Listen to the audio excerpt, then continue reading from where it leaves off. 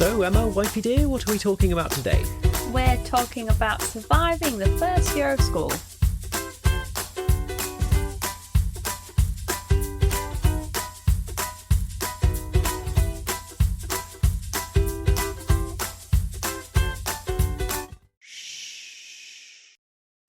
Hello there, and welcome back to Conversation with the Crippen Clan.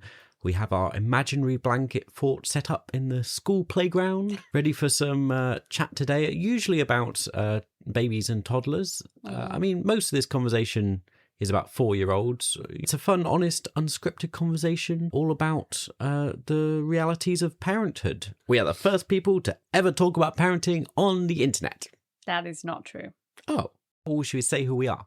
Oh, I'm yes. Elliot. I'm the one who Lily never wants me to do the school run because I'm boring. And I'm Emma, and I nearly always have to do the school run unless it's physically impossible for me not to, because Lily is desperate for mummy to always be the one to drop her off. As mentioned, we have 2 daughters. We have Lily, the oldest, who's just turned 5. Yeah. And we have a younger one, Lola, who's 18 months. Nearly 19 months. We're not celebrities or experts, but we're just kind of normal parents who share some of our experiences, and you were along for the ride. Yeah, enjoy.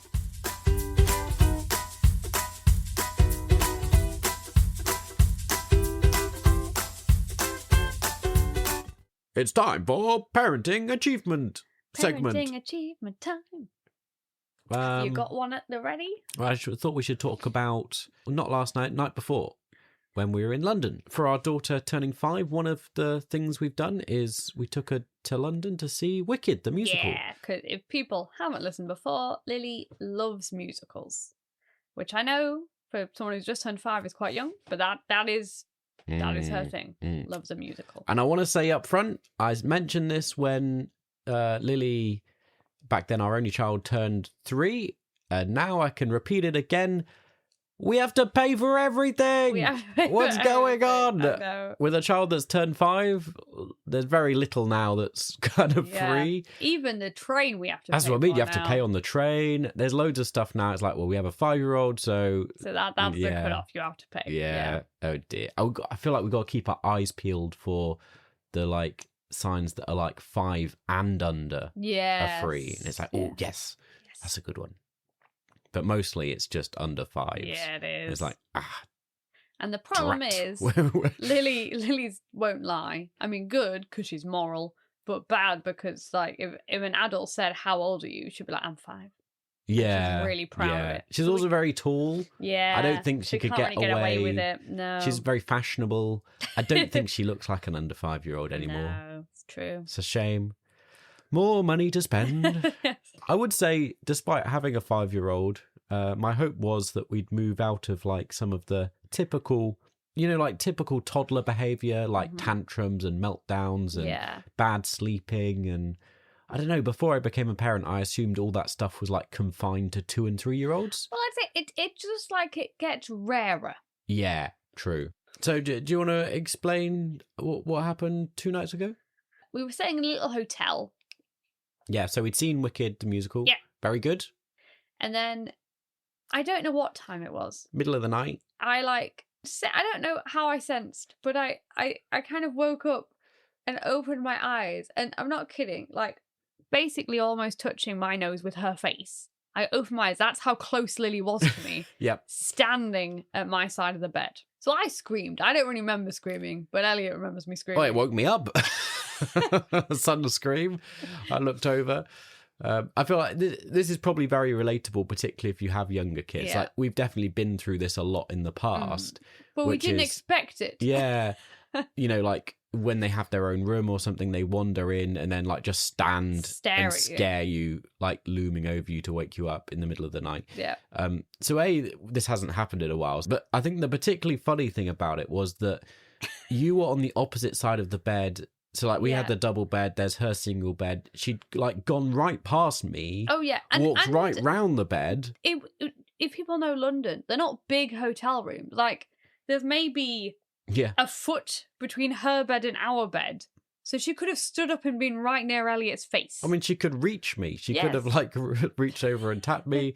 She could have just got out of bed But and no, have been next to me. Instead of standing up Goes or right tapping round. away Elliot, she went right round to my side and then just stood staring at me till I woke up. And in the morning, she was recreating it. And I was going, why did you do that? She was like, well, I wanted you. Yeah. I was like, but he was right. I He was was right there. next to you. Oh, well. Yeah. As you can imagine, what happened next is I Yeah. got kicked out of the bed. Yeah. Lily went in the big bed and I got But I was so relegated to the relegated. little bed. I was so sleepy. I didn't really remember it. And then I was like, when did you come in the bed? And Elliot's like, do you not remember screaming? I was like, oh, yes. Now that you mentioned that, I have a recollection of her face popping up on mine. If you wonder where Lola is in this story, we didn't bring her to London. She had her first experience sleeping over at her cousin's. She did, yeah. I did very well. She did First excellently. night away yeah. from home ever without us. Well, So it gives us great hope. So watch out, Kirsty and Rob, because we might be dropping them off again. all new experiences this weekend. Yeah. Very good, very good. Well, if this is a relatable story, Yeah. If your child ever stood staring at you, the stare of death. oh, I'm sure they have. Let us know. We'd love to hear from you.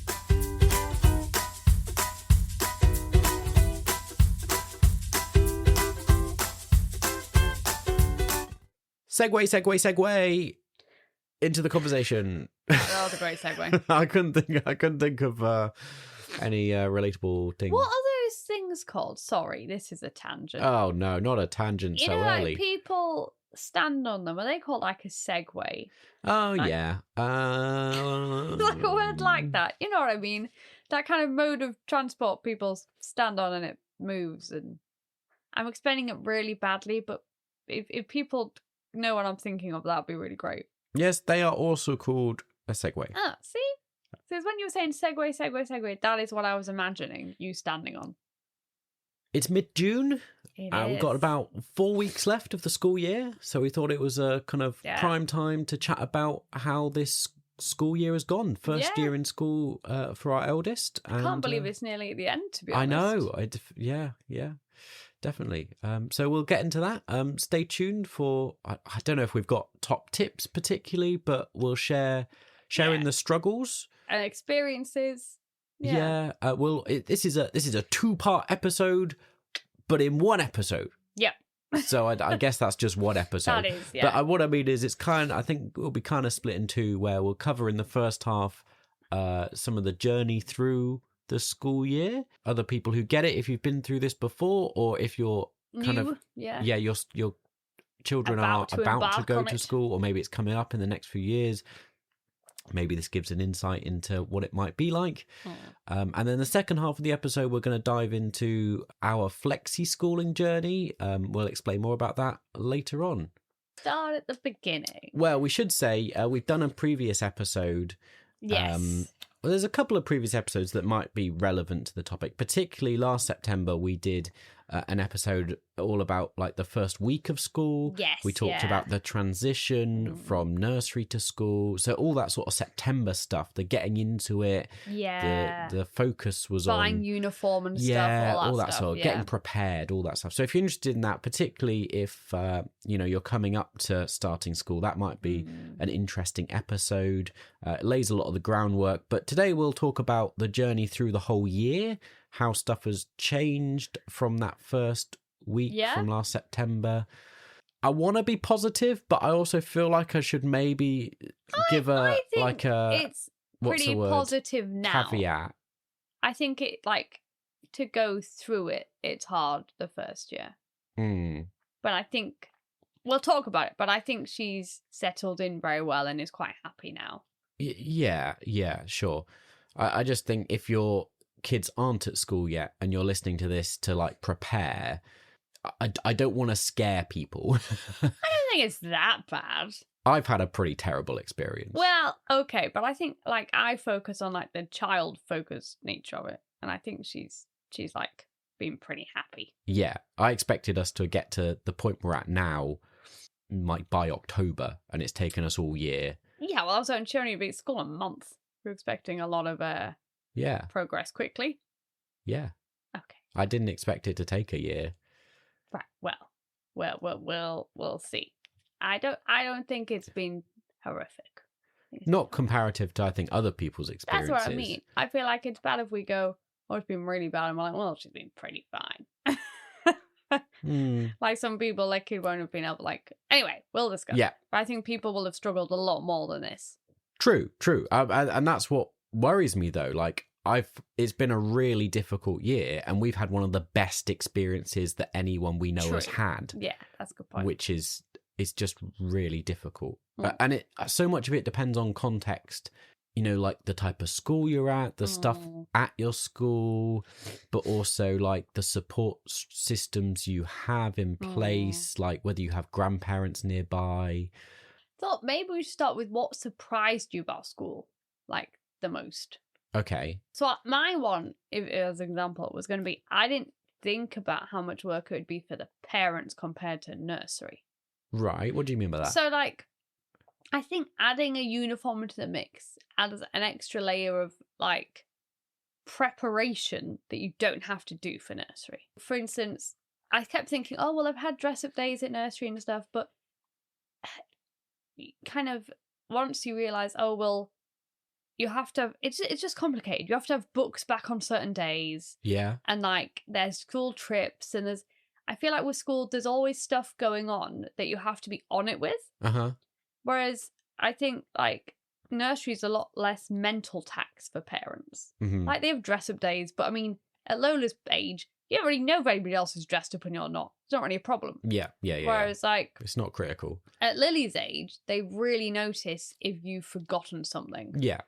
Like if you forget it's a PE day and have forgotten to wear a PE uniform, or if you forgot it was like World Book Day or something, like Yeah. it's much more impactful now. Mm. And I feel like we get an email every week telling us something for next week, and I'm like, there's never a week where we're like, oh, it's just a normal week, right? Yeah, nothing's happening. Yeah, like I think I didn't prepare for the mental taxation of the school system on parents of being like, well, there's going to be an open day, and you're like, well, I should really go to the open day because of what if all the other parents there and I'm not there. Like, there's a lot of instances of. Is it called an open day? Is that what you mean? Yeah, they have it. It's like an open afternoon. Yes, like where parents can go in and like see what they're up to. Yeah. And obviously, there's like 2 parents' evenings a year, and like a lot of it in. So have we not got another one coming up? Is there not one at the end of each term? I don't know, to be honest. Oh, I assume there would be 3. I assume there's because we had one at the end of the first term. I assume we had one at the end of the second term. I assume there'll be one at the end of the summer term. Well, we'll see. We haven't been told, and I think by now we would have had to be, because they've told us. We've only got 4 weeks left. Yeah, exactly. So I don't think we can do. Okay. But you're right. It would seem like you'd need one. Yeah. So that shocked me, I think, like from a parenting point of view, about how much. Which once again, that will put people off. You're right with it, but like it was a surprise to me because I was like, oh, it'll be harder, but I didn't think about how on top of things you have to be once they're at school, just to make sure they feel included and you're not. And basically, because Lily's on it, she'll come home and go, why wasn't this done? Yeah. I would say though, I mean, again, depends on the school. Although I feel like we've had similar things from other people we know. I think it's mostly due to a lack of good administration at schools. I think that's true. They tell you everything last minute. They're very poor at communicating. They're very poor at communicating in a way that actually gets stuff across to you in good time and in good, like you've said before, there's been key information that's buried in an email, not just in an email, but in like an attachment of an email that includes information for all of the school. Yeah. So when we get an email, it's for all the children in the school, which I do understand that. But it means then you've got to click on the attachment that's like relevant to your year group. Yeah. And then go through that attachment almost with a fine like tooth comb and go, what of this is important? It's been vital for you to make friends with other mums, to have WhatsApp groups with other mums, and to coordinate between you to make sure you all think you have the correct information. Because not only that, there's been multiple occasions where the information in those emails has been incorrect. Oh, yeah. Either they've put like the wrong dates or it's incomplete information. Or they send information home verbally with the kids. which comes back so garbled. Yeah, you know, with 4-year-olds and some 5-year-olds, of course they can't remember stuff. Lily's actually quite good. She often gets you half the information. Yeah, she'll often say like, "Oh, we have to." For instance, there was a school trip, and she's like, "We have to bring other shoes with us, so we have to bring wellies and shoes." And then, but she was saying the opposite to what actually it was. She was saying you have to bring wellies in a bag. Yeah. But actually, you got to bring trainers in a bag. Yeah. But I kept thinking when I found that information, oh, she's pretty close. Yeah. That was pretty good going. But yeah. Just stuff like that, it's just not well done. Yeah. I don't know what the reason particularly for that is, like funding or a myriad of other there's reasons. just so much going on at school. Maybe it's hard to keep on top of everything. Yeah. And I suppose the whole system and structure is set up for, you know, some of the older kids. And so I'm sure once they're in like years 4, 5 and 6, maybe yeah, they could probably tell you that. Some of that, it makes sense. But like, we're talking about a lot of 4-year-olds. Yeah. Like, it doesn't work. You've been all right because you've been great at making friends and organising WhatsApp groups. Yeah. But you feel sorry for some of the other parents. And we do know some who have been left out of that, not always intentionally, they're just people who maybe they're not as sociable, like they don't have that kind of community kind of around them, or like parents who are, you know, separated or something. And so obviously half of them getting information, like maybe their ex-husband will get information or the ex-wife, because a lot of this happens in the playground, because that's when you're bumping into people. Or if you work funny hours and it's grandparents dropping off and picking up kids, you then don't get that interaction, so you never connect with the other. I'm gonna say mums because it's normally mums, like 99.9%. Like, us dads don't do any of this. No, that's true. I was also going to say another way they often get messages to us is they put like a note in the window as you're dropping off, which if you haven't dropped off, you won't have seen that note. Yeah. And therefore, maybe a grandparent won't have read it. They won't have known to look for. Yeah. I mean, if you don't know the school, you won't know that sometimes notes are put in windows, will you? So and you that they're vitally important. Yes. Yeah. So yeah, it feels sorry because that we have seen occasions when other mums have been left out of the loop and then feel really bad that they've missed key information. Yeah. And like they've turned up and not realised it's a certain day, or like dress up days. There's been multiple occasions there's been children crying, sat because other people are dressed up and again, not dressed the communication thing that our school really good is like really culturally diverse. There's a lot of different ethnicities. Which is one of the reasons we liked our school. Fabulous. I don't know how typical it is. I hope that's the case in many schools. I guess in rural Yorkshire, it's not always going to be the case. Possibility, It might be different where you are. Our school might be actually not very diverse compared to a lot of city schools. That's true, yeah. But and so people of other cultures don't always understand, whether they've lived here all their life or not. I'm not, making aspersions on people's backgrounds, but like, there's certain things that don't always translate. World Book Day. Yeah. I had a few parents, I think because I've become I'm very friendly, but B, people know I normally know everything because I go over everything. Yeah. So I had a few parents come up with me. They come from all different countries and they were like, so what's Book Day? Because the school hadn't said dress up for Book Day. They just put it's World Book Day. It's World Book Day and just assumed people knew from that what that meant. So I'd two different mums go, do they bring a book in? And I was like, well, you could, but it's mainly just dressing up. And they were like, it's dressing up. And they were amazed because obviously the school hadn't put it's a dress up day. Yeah. And then part of me was questioning, when you go, I was like, well, I'm pretty sure you dress up. Yeah. And they were so funny because does it have to be a book character? Well, I mean, it's meant to be, but just put them in a princess dress. Yeah. If you don't have a costume, as long as they're dressed up, it's fine. And particularly 4 and 5 year olds. It just made me laugh because I forgot culturally, obviously, if you've grown up in the UK, Book Day is a thing. Yeah. But for someone who reads the word World Book Day and there's no other context given, what would your mind be going? You'd be like, well, what happened? So of course you'd think you bring a book in. Yeah. You'd think there was some kind of... Yeah. So yeah, it was funny. But yeah, so stuff like that. Well, it wouldn't be if they were better at communicating. Yes, if they put, this is a day where... Yeah. Rather than just, it's World Book Day. Yeah. Everybody remember it. Yeah. I feel like this is just part of a bigger conversation, which... I don't know, we're going to have to cut some of this down, but, it's our gripes with the UK education system, which run extensively Yeah. through all sorts of things, and this is just one corner of that which we've experienced now, having been in school a year. Okay, I suppose the other thing, sticking with that, the theme of things that have surprised us as parents, impacts experiences. We were mentioning about pick up and drop off and grandparents. I think that's the key thing, really, is that I think it's almost impossible. It's just so difficult to navigate without the support of extra people like grandparents who can do pick up and drop off. Yeah, that's true. And that's been my big difficulty, is that we've had to do all of that all through the year, and that's been a real challenge to everything. And I'd assumed, this is what I was saying at the beginning when I assumed we'd have settled in quicker, is I naively thought, there's after school clubs. Yeah. And I assumed by October she would be in them, and therefore pick up wouldn't be till an hour later. But we've got to the end of the year and she has never been ready to go into those after school clubs because she's never settled in enough. She's about ready now. But we're about to make a massive jump to year one. Year one, I'm like, will that be so big a jump? Once again, she'll be exhausted and maybe once again not ready for after Exactly. And that just, my heart sinks, because this is what's caused me huge stress and a mental breakdown this year, because I've really struggled with losing 3 or 4 hours a day that we previously had to work, that I've got to now fit in somewhere else because we don't have the ability to send someone else to pick the kids up. And the thing is, I was going to say, because 2 days a week, it's not too bad for you because there's ballet and swimming. But the problem is, some weeks now, she wants you to go to swimming. So that's kind of ruined that day.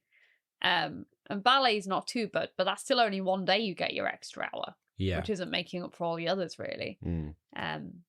But she has shown an interest in after school club recently, which is good.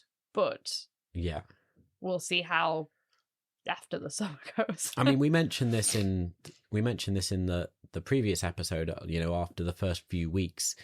The key takeaway was that she was exhausted. It was a massive change. I think this is something all parents should be prepared for, especially if you've got a younger reception child. Well, that's it. I mean, our experience is we have a summer born. Yeah. And we'll come on to it when we talk about the flexi-schooling, about the different approaches. And I know people say it, but mentally they're not the same as they are. You can see with Lily the difference. Yeah, now definitely. She is 5. Now she's 5. I've not been ready about the growth she's experienced in the last year and how much behind she would be, not academically, because as an intelligent girl, she's done really well academically, but just being ready for school. And just almost the maturity level. Yeah. And having the emotional capacity to do different And it's the things. stamina. Yeah. To cope with that that many days. Yeah. We had a comment, one of the people in our WhatsApp group who has a child starting school in this coming September was, concerned about the jump up from, 2 days at nursery up to suddenly 5 days at school. And that is a big jump, impact. Yeah. And we're really just on the threshold of Lily becoming acclimatized to that. Yeah. And as we'll talk about later, she has 1 day off a week. We have Fridays off a week. Yeah. Whilst that's helped, it's still taken a whole year for her to really get to grips with being at school 4 days a week. Yeah. So in terms of how Lily's coped, we've already said she's done very well academically. Yeah. The amount she's learned in the year has been definitely great. And I know other kids are struggling with it. It is a big jump up. We can't complain in that regard. No. I think the school actually, we really like her teacher. She's made friends, socially as well. She's done well. She's got a lot of friends now. She seems blah blah blah blah, comfortable and quite confident with everyone. Yeah. And even she's very sweet in that. Yesterday there was a fox in our garden, and I had to take a picture. And I never heard about this boy before, but I won't say his name. I'll make up a name. But she was saying, "Oh, Albert loves foxes. We must show him this picture." So she clearly, even though I hadn't heard the name before, she clearly pays a big interest in what a lot of her friends like. Yeah. So then when I was helping out on the school trip, I was like, "Hey, Albert." And I like made him come over and show me the picture of the fox. And I was like, Lily said you'd really like that. And he was like, oh yes, it's one of my favourite animals. And I was like, oh, so it's like it's good to see that she's got friends she cares about and pays attention to and kind of actually knows a lot about them. Yeah. And again, if you've listened to our previous episodes on this subject, you'll know like one of our main focuses, one of our main motivations for school is that, you know, we're really keen on the social element. And so in that sense, she is thriving. The thing that we want her to get out of school, which is the socializing, she's doing really well at. Yeah. So that was nice because I was very worried. It was nice. She knew two of the children before she started. And then we made friends with a third one just before. But still, that's only 3 friends going into like a school where you don't know anybody else. So she's done really well, actually, because she only had one person in her class she knew the whole time. So. Yeah. I would say the development, though, over the year in those regards has been very positive. The things that have been more difficult that you assumed, you know, some of it was challenging initially, the sort of overstimulation. You assumed she'd get used to it, but stuff has emerged gradually in a negative way as well. That she's often says now that school is boring. Yes. She's not like, it's lost the novelty factor. Yes, yeah. The first few weeks, and it's very monotonous. It was exciting because it was new. And recently, I mean, to be fair, I was talking to some of the other mums that we all get told the same thing. Like, because I said, she just keeps telling me it's boring. They were like, yeah, that's what we get. Which is so disappointing because it's their first year at school. They've got so far to go. And my resounding memory of school was that it was boring. And we know so many other kids that find it's such a shame that even today the education system just doesn't serve them. Tell me though about a lesson and it's quite interesting. Yeah. Like, for instance, I won't talk to a teacher's name, but they like had a teddy bear and you have to like, the teddy bear's gone to the shop. What's it going to buy? But this is what really worries me because this year has been way more play focused and our school is really good. Like when she was describing what they did, I was like, oh, that's a really good activity. I see loads of stuff online on social media, you know, saying about how reception is often very play focused and it's difficult going into year 1 because it's much less play focused. And I'm there thinking, yeah, she's done well in reception, but she's still saying it's boring. Yes, that's like, true. What's she going to think once she goes into proper school? Well, I'm hoping, we'll discuss once she's in year 1, but she might be in a class with year 2 children, which I think then might be good for her to have a bit of a challenge. Because if they're teaching her letters and she knows the letters, it is going to be a bit boring, isn't it? If you're like, well, I know this. I think this has been play and a bit of the dilemma with us in our circumstance, and we can talk about it a bit more in the second half. We've got this duality, I think, where as a summer-born 4-year-old, the maturity... starting school has been such a battle because she's young and she would do so much better starting now as a 5-year-old. Yeah, definitely, yeah. At the same time, academically, she's very clever. Yeah. And so, like, she's not too advanced for the material. But like you say, to some extent, I think she might find it boring because she grasps a lot quickly, of the phonics and stuff quite quickly, whereas a lot of the other kids struggle. Understandably, it's a big, you know, the learning curve is steep. And so, maybe more of a challenge would help. But you've got this problem, like the academic and the kind of social development are not at the same point. True. And so, I mean, you've not had much of this because she goes in with you fine, but I've had multiple occasions where I have to drag her into school screaming, which I'm fortunate that it's only been a couple of times. Yes, lots of them, and lots of parents even have found this difficult. There was 2 children crying, not wanting to go in. I know. And again, we experienced that in the first few weeks, and I assumed naively that they would get used to it. But a year on, a lot of children still struggle going in the front door, like still have to be dragged in, still cry going in. And it's so difficult. I've had it where we stood at the end of the ginnel where like the path up to school, and like Lily just sat on the floor and cried because she was like, I don't want to go to school today. I mean, we're fortunate as a summer born that she's not 5 yet. We don't have a legal requirement to send her in. No, we like can if she was choose. having a really bad day, we could not Our problem is you've dragged her there, and I think it sends the wrong message almost to go, we're not going. But and it's it's difficult. You have all the parents and the kids walking past you, and you're stuck there with a child having a meltdown, and people are very supportive because they're like, we've all been there. Yeah. But you try and convince her, you try and bribe her, you try and say, look, your friends are going to be there, we'll go and see so and so. Like, I had some of her little friends stop and try and convince her to get up and walk into school.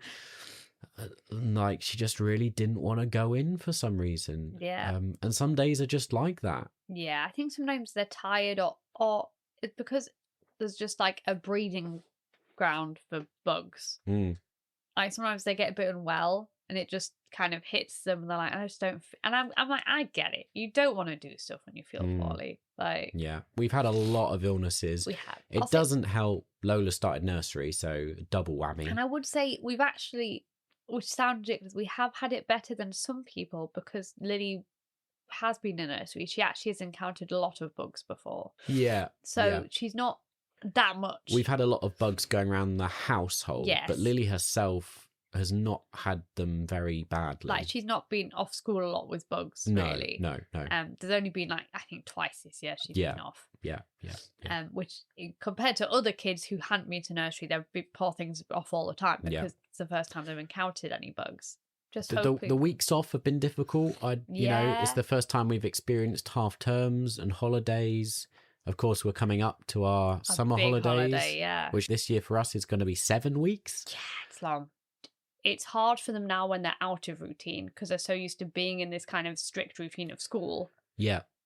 That then they're like, well, I'm not going to school. Well, we've found with half terms having a week off, the half term itself isn't too bad. It's tricky juggling work and life, but like, you can find stuff for them to do. Yeah. The tricky bit is going back to school. Yeah. Because I've been out of routine. You've been out of it for a week, and suddenly it's like starting all over again. And for a lot of parents where their kids struggle more than Lily has, it is just like starting again, where suddenly they're, less keen to go to crying school. at the gate again, Yeah. And so with 7 weeks of the summer holidays, I mean... Like, it's nice, because I love spending quality time with them, but I'm like, I don't know when we get to school if she's going to be excited. Like, she'll be like, well, I've been off for ages. Really tricky. We've not had any, like, problems... with bullying or anything, with, some of those negative connotations of school, really. I think it's been okay. I think it probably helps because she has so many friends now. I would hope one of her friends would, like, do something if someone was mean to her, which is nice. But so we can't touch on that issue because we just haven't experienced that, luckily for us. Yeah.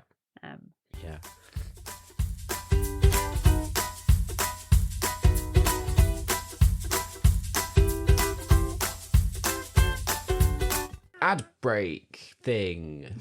We've not done this in a while. I can't remember what we do. What do we do? We're here. It's not really ads. We don't get any money, but we are. This is a hobby amateur podcast, but we do like to tell you a bit about why we do it and kind of where our support comes from, and just an encouragement to say, please do support us in the various ways. Click some buttons for us. Share the podcast. Leave us a review on YouTube. We offer a craft we do alongside the podcast, and each episode we do a different craft. In the early days, we used to chat about what craft we were doing. We did. That kind of went downhill fast because we were disorganised. And never knew what craft would show up on screen.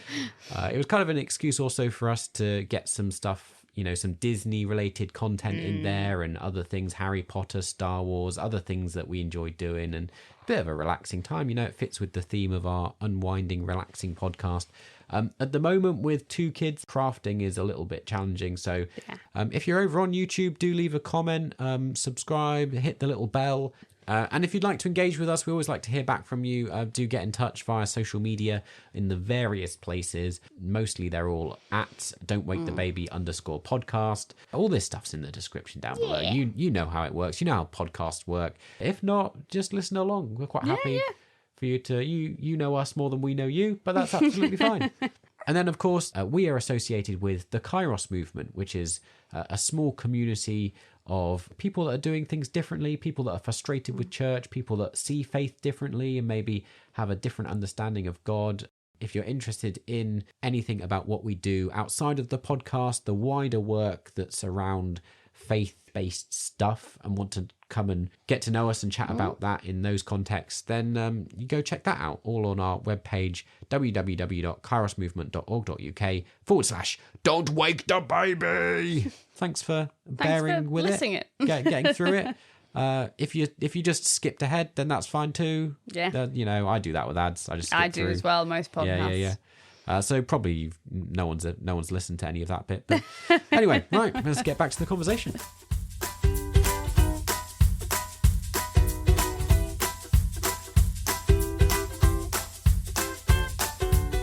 You'll have picked up that we have Fridays off, and part of that is that we're doing part-time before Compulsory School Age, which is like a precursor to what we'd hoped to do, which is Flexi-Schooling. We did a whole episode on this, I think 2 years ago now, so it was a year before Lily started school. We laid out our hopes and plans for Flexi-Schooling. Of course, stuff has changed along the way, but we lay out some of our ethos and values and why Flexi-Schooling appealed to us. And so this year we've been doing a version of that where she has Fridays basically as a homeschooled student on a Friday. And we can do that because as a summer born, she's not legally required to go to school until the term after she turns 5. And so from September in year 1, and for some children, if you have a 5-year-old at the beginning of the year, this will be the case for reception.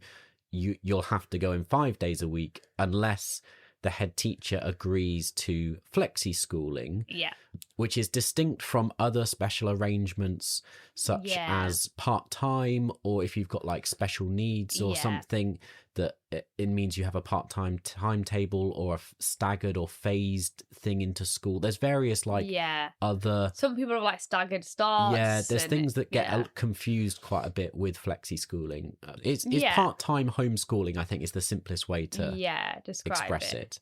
How have you found so for this year doing Fridays off school? I think it's been lovely. I think we'll discuss in a minute, but I think I am looking forward to having Fridays with her at school, just because of the work balance.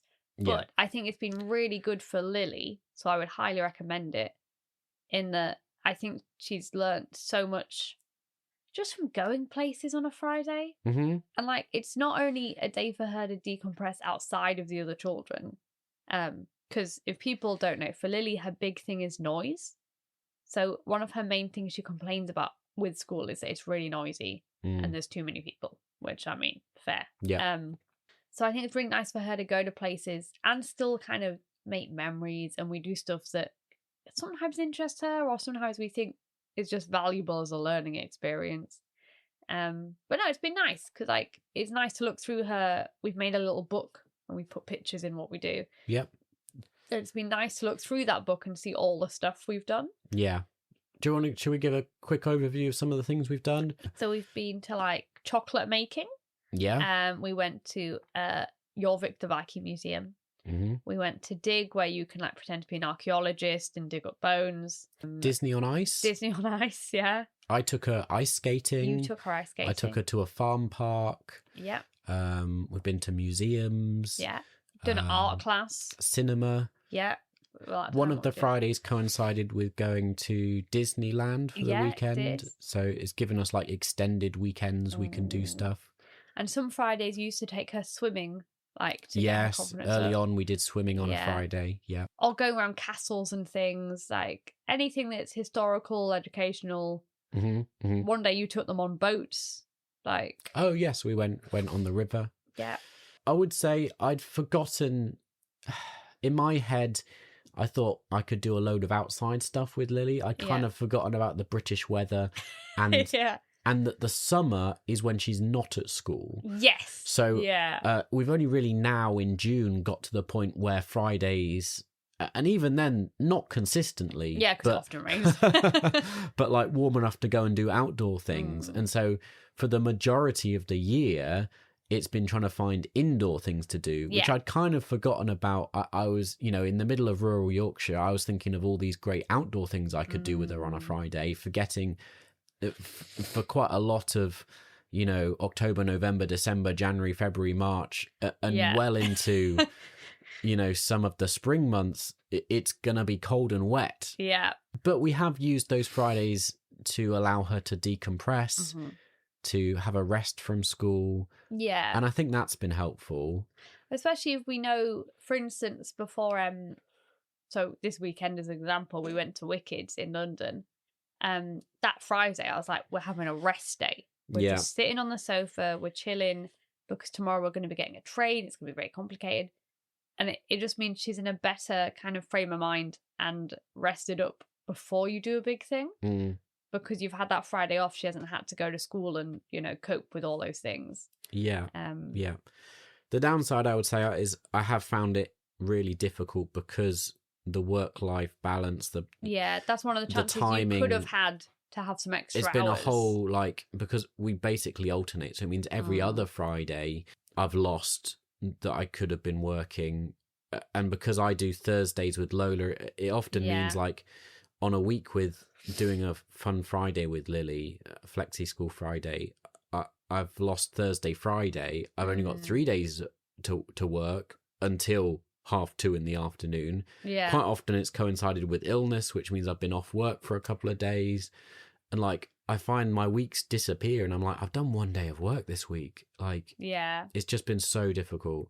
And I don't know, looking back, it's sort of the right decision. I don't think we could have done anything else. I think it's certainly been better than going 5 days a week for her.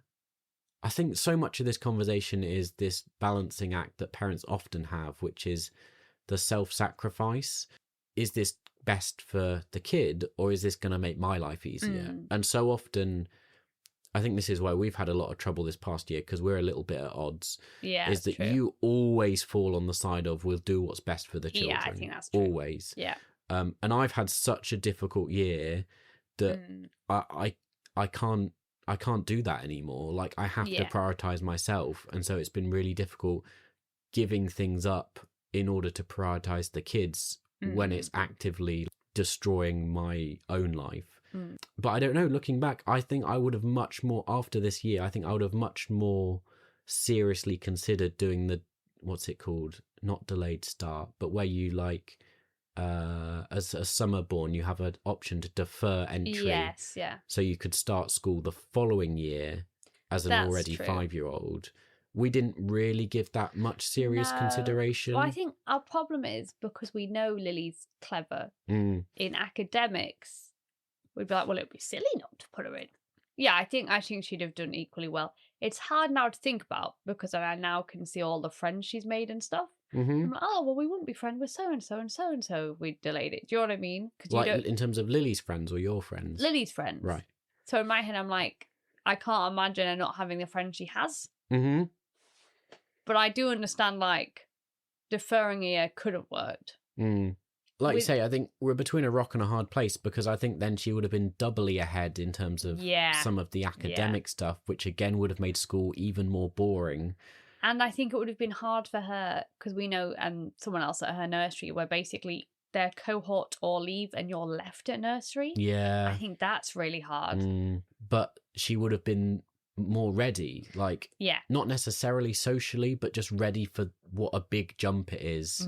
I think it's just sad when you, Lily has done well, but some summerborns, they are so young going in. Even when you see them and you look at them, you're like, they look so little. Well, there's been so much talk in the media and with the government recently in the UK about kids not being school ready and what a big problem this is, and what blaming parents and all sorts of other things. And I'm like, do you not realize? And it's so frustrating, looking at Facebook comments and stuff, and a lot of the older generations being like, in my day, kids were ready for school. They were potty trained. They were this and that. And I'm like, do you realize some kids will only be a few weeks from being a 3-year-old? They would have turned 4 only a few weeks ago. Up until recently, they were 3, and now they are starting school. Like, we're not talking about 5-year-olds. Yeah, Sure, yeah. 5-year-olds, nearly all of them are potty trained and they can cope with school. What we're talking about is 3-year-olds who have just turned 4 and then they're immediately starting school. Yeah. And that is so difficult. It is. And I think especially, and I know it's hard because you've got to cut a foot at some point. Yeah, true. I get it's always going to be a problem. Although, saying that, I mean, it didn't work, but when I started school, it was a bizarre system where you started like midway through the year whenever you turned 5. So like I started school in the final summer term before I was about to turn 5, and other kids had been there since September because they turned 5 earlier. Like, that was a bizarre system. I can get why they think it makes sense. But at the same time, I'd be like, well, you've missed out on whatever the learning was. I missed out on most of a year of education. Yeah. Like, and I get, yeah, it doesn't work either, does it? No, it doesn't work. So I guess there isn't a good solution. Well, just let all kids start later. Yeah, that's the solution. Yeah, age it up and don't blame parents and kids for 3-year-olds not being ready. Yeah, but anyway, as we've hinted at, we are not going to be able to continue with flexi-schooling into year 1. I think because we already know, and we do like our school. I'm not going to say we don't. I think it is a good school. We know other people basically have applied and been rejected. They've never allowed flexi-schooling. Yeah. I think one of the main reasons for this is because of the government policy on absences. Attendance, there's a massive pressure for attendance. And because flexi-schooling doesn't have a special code or anything, they would have to mark it as an agreed absence, it still would put all their rates an down. Authorised absence where when they show it to Ofsted, they can say these are flexi-schooling, that's why they're not here. Yeah. But on their general statistics, it shows as an absence. Yeah. And it's such a shame. Like, Lily's teacher has been really positive about the whole experience and said it's clearly done really well for Lily and that they're not worried about her, that they wish other kids could do similar things. Like, she was basically explaining her teacher how there's a few children like Lily who they've picked up things really quickly, and actually a good thing for them to do is to go maybe, into the outside world, experience something.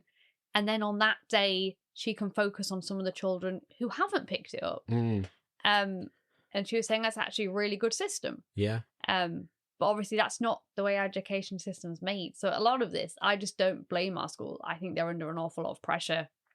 And it is hard for them to go, yes, you would be allowed to flexi school, but it will bring our rate down when it's already low. And it's difficult, we've spent several years considering this option, being really keen on it. We did a whole episode talking about why we wanted to do it, how it fits with our values, and now it still fits with our values. But we've had to abandon our plan and our vision and our hopes for what Lily's school education would be like. Yeah. Because it's just not possible. I think, though, it's almost for the greater good. Once they've settled and they're happy and they've got their friends, I wouldn't want to move her to a school, do you know what I mean, for the sake of it when she's happy. Yeah, well, I disagree. There's a bit of tension we've got with house hunting. Yeah. In that I have no reason to stay in this local area, whereas you want to keep her at school. Yeah. Because she's settled and happy there. And got her friends. But I think at this age, she'll be settled and happy wherever we go. And it is a good school. It is, But the challenges we face, I think, are the challenges we'd face at any school. And I think she finds this school boring. She'd find any school boring. Yeah, I think that's true. Yeah. She'd make new friends just as easily as she's made these friends. Well, yes. But I think... in my brain, basing our massive life decisions on keeping her at primary school, that in the bigger picture is quite a small portion of her life. That is true. I think I've seen other children struggle who we've maybe a year or two older than Lily, when they've been moved, just because it's such a upheaval. Even a new house is an upheaval. Yeah, true. Never mind a slightly different location, making new friends, being do you know what I mean? Yeah. Just having that everything on top of it all. I mean, I think this comes back to the flexi schooling thing and having to abandon our perfected ideal of what in an ideal world we wanted to happen. We don't live in like No, a fantasy true, yeah. where we get our ideal version of life. Yeah. Like I've had to come to terms with things haven't panned out how we hoped they would. Like I really hoped we'd have bought a house and be settled and fixed somewhere before either of our kids started school. Yeah, true. So that we wouldn't be having these difficult conversations about where do we move? Do we move schools? True, Do we have to uproot everyone? Uproot everyone. Like, but that's not how life has turned out. Yeah. And like a lot of parenting, I think is a bit like that, where you just, you kind of, we can discuss what the ideal scenario is, but we have to live within the reality of. Yeah. And I think now she's settled enough for Friday. Like we were discussing it today as we walked, and she seemed not unhappy about going in on a Friday. Like she was kind of accepted, because I was selling it as well. It's what happens in year one. Yeah. So you've begun to broach with Lily, because I've been very worried about this. Oh no, I've been doing it for weeks. Right. Because I thought it'd be a big change. Yeah, because I was worried that we hadn't yet talked to her about the fact that her teacher's going to change. No, we've discussed all of this. And that she's going into year one, that she'll have to go in on Fridays. Yeah. Yeah. Yeah, so we've discussed it a lot. Well, me and Lily discussed it a lot. And she seems quite, I think, once again, the thrill of newness is quite exciting for her. So she's quite excited by the idea of year one, and that it's a big class. That's good. And she said it's okay because nobody's allowed off on Fridays. Yeah. And I just sold it as that's the rule. Yeah. So, we have to follow the rules. She's happy with that. Again, I think as a 5-year-old, she's just mentally a lot better able to cope with some of this rigid structure that as a 4-year-old she pushed back again. Things like school uniform. It's a lot easier now to say, well, this is just what you have to do, and she'll go, okay. Yeah. Whereas as a young 4-year-old, that was just a difficult concept for her to grasp. Why can't I do what I want to do? Yes, yeah. Any top tips for surviving the first year of school? I found Lily's been a lot happier now. She's got 2 clubs to go to during the week. Yeah. Like I they know are a pain. A lot of parents find it annoying. All the clubs, they can be expensive. Yeah, we kind of use them as bribes. Yeah, like it's like Lily if you go to school them. today, got ballet tonight. Yeah, if you go to school today, you got swimming after school, and then it kind of makes her happier to go in because she's got something. We're not making her do clubs for the sake of it, or no. She's only doing things that she wants to do. Yeah.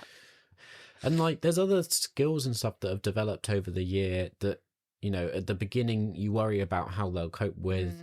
I was just looking at some of the comments from people in our group about what they're thinking about as kids go into the first year of school. Obviously, things like toileting and things like coping with 5 days a week. But, things like dressing and undressing themselves. We've mentioned like they wear their PE kit uniform on that day. That's not normally a problem. But like, with schools and clubs, like it has been impressive how Lily can now go to stuff on her own. Yeah. Like with ballet, she has to change shoes like halfway through when she goes from the ballet and to tap shoes. And like she can get herself dressed and undressed. Yeah. She can take herself to the toilet by herself. Like there's quite a few like milestones that I think have crept up on us. Yeah, true. That like we now take for granted that like she was getting there at the beginning of the year, but it was slightly more like, well, she can sort of get herself dressed, but she'll probably put her clothes on all inside out or something. Yeah, something will be a little bit wrong. Yeah. But now, as we've got to the end, she's turned 5, and all this stuff she's really proficient at, and it's like really good. It's great to see that development. I don't know what you'd call some of that stuff because it's not. It's not emotional or intelligence, or it's just like these day-to-day skills. Yeah, more like just physical. Yeah, that skills. Just through the practice of doing it all through the year, you do get there. Yeah, yeah.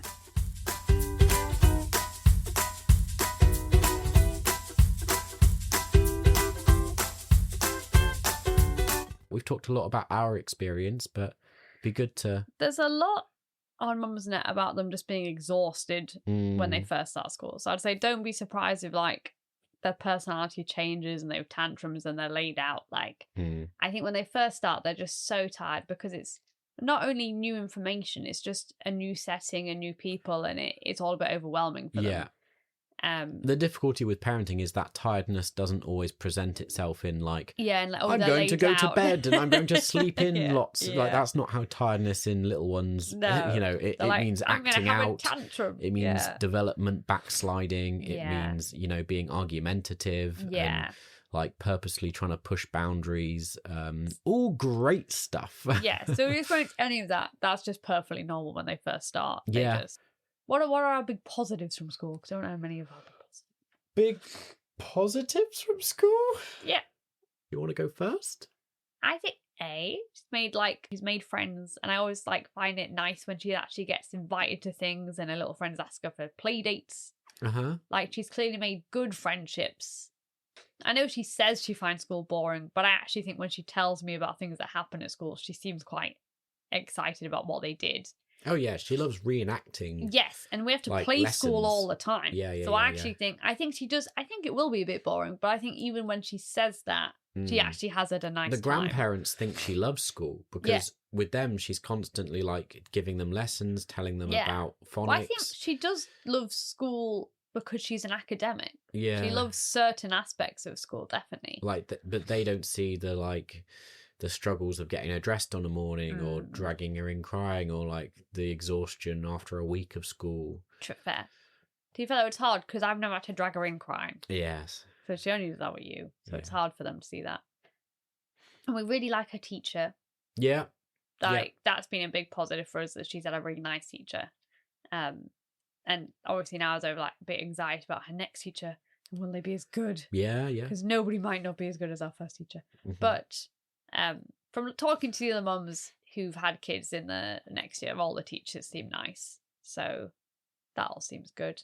She's definitely like happy talking to people about her school and telling them what she does. And I get annoyed that a lot of people only want to talk to her about school. Like well, they find out her age and they're like, oh, you're at school. How's school? What do you do? And it's a bit like as adults, people only want to talk to you about your work. It's like, that isn't your whole personality. They never ask her like, what are your interests? Like, what's your favorite, you know, TV or princess or like, what do you do for fun? Like they're always asking like, how's school? Do you like your teacher? Like, and like, and Lily never responds well because it's like, I don't want to talk about school. Like I go to school all the time. Like, it's also like what they don't know your teacher or your school, so it's weirdly out of context most of the time. No, but I think especially mixing with like a different range of children's very good for her because we're like white and middle class and we're quite privileged. And it's I think it's being an eye opener for her, but then not everybody is like that. True. Which is good. We didn't encounter that so much at nursery because, you know, at a private nursery, we're at quite a fancy one. And so most people that went there, you had to be able to afford it. Yeah. But it just attracted a particularly like middle class. Yes. You know, and we live in like Harrogate, quite a middle class, you know, wealthy place as it is. So yeah, no, really good. You're right. Like mixing with other groups is really positive. Like now, at the end of the year, you've made friends with other mums, and so it's been a bit easier. Because you each like you can say to each other, "Can you pick up my kid?" Like they go been round occasions for where meals. I'm like, if Lola's ill, I'm like, can somebody go pick up Lily because I can't leave the house. You now have built a support structure out of the people at school who you're friends with and you know well enough, and Lily knows the parents well enough that... And you trust them enough to be like, they can go to your house, that's fine. And that's been really helpful. But when you start, you don't have any of those relationships. And so, most people rely on grandparents. We're not in a position to be able to do that. No. Maybe that's a good tip. If you like make close friends, it's quite nice to make a little village where you can look after each other's kids. Like it is, and it is handy now because one of my mum friends is like, oh, just, in the summer holidays, I'm off every Wednesday. So you're welcome to drop her off. And it's like stuff like that. It's become much easier. Yeah. Now we've got cemented friendships that we're like, great. So that means on a Wednesday, if we want to work that day, they can look after her. And do you know what I mean? Yeah. There's certain things where once you've got a village, it's much easier. Yeah. So it is, you're right. We haven't really talked about this, but it's got much easier now we have cemented friends because pickups are just a lot easier. And if something happens, you're like, oh, well, if the worst happened, we're busy, someone can be there. We know enough people. So it is good now, I think. And maybe when you say you want to move, it's one of the reasons it's good at the minute staying here is because we do have quite a good village. Yeah. Well, you do. I do, yeah. I don't have friends with anyone. No, but that's you true. have connections with Yes. people. But that, you need to go out and find some friends. Well, it's very difficult. It is difficult, yeah. Okay, well, we better wrap this up. Either this is going to be a long episode or I'm going to do a lot of cutting down. Who knows? You'll know It's by very this point. higgledy-piggledy, Yes, I'll be honest. Yeah, as a lot of our conversations are. Mhm. We don't get a lot of time to plan before we sit down and just blurt all our thoughts out onto the microphones. Yeah. But yeah. Very good phrasing. I think that's what we do. We just like blah, blah, blah, blah. Thank you for listening. I hope it's been either helpful or entertaining Or or interesting. I don't know if it's been any of those things. If you've been through this experience yourself, hopefully it's relatable and you can... We did mention accident reports. Accident reports? Yes, that's something that I didn't know happened at school. Yeah, well, I mean... We don't have many, but I was shocked the first time we got one. We talked a lot about it oh, that's true. In that last episode, she started school, because she got a lot of accidents in those first few weeks and then slowly less and less and less. Yes. So, yeah, that's fine. I think we've covered it. I've got another thing as well. Oh no, what's your next thing? I would say don't be worried if your kid doesn't tell you anything about school. Yes. Because a lot, like, Lily didn't tell me. One of her close friends was taken to hospital. What? Did you know this? Oh, yes. And she didn't tell me till another mum went, oh, did you hear about so-and-so? And I was like, oh, no. And Lily was like, oh, yes, he went to hospital. I was like, what? I asked you yesterday, oh, how was school? You're like, fine. No, I'm used to this because... Not my friend went to hospital? When I collect Lily, I say to Lily, how was school? I try and ask interesting questions, but I get nothing from her. She tells me absolutely nothing As about... I normally get, she tells me what she's eaten and who she's played with. Yeah. I know a lot of children don't tell their parents anything about what's happened at school. But I'm just saying that shocked me. I thought that of all the things would have been memorable. Again, we kind of covered that in the... Yes, because we talked about how at nursery you get an app. Yes. You hear everything, whereas at school you hear nothing. We'll be back with a new topic next time. Yes. And do tune in and hear our thoughts on something else. We'll probably be focusing increasingly on Lola going forward. We will, yes. She's the little toddler now, whereas Lily's a big 5-year-old, and the podcast is focused really on under 5s. I know, but she'll still be mentioned. I know. She's not that big. Although Lola, I must say, is getting crazier and crazier, so there's going to be a lot of content about Lola. We'll talk a lot about Lola. These second children, they're a different make. Sleep well, God bless. Don't Thanks wake the baby. for joining us in the Back and Forth. Goodie bye. Goodbye. Bye good. Off your pop. Off your pops tonight.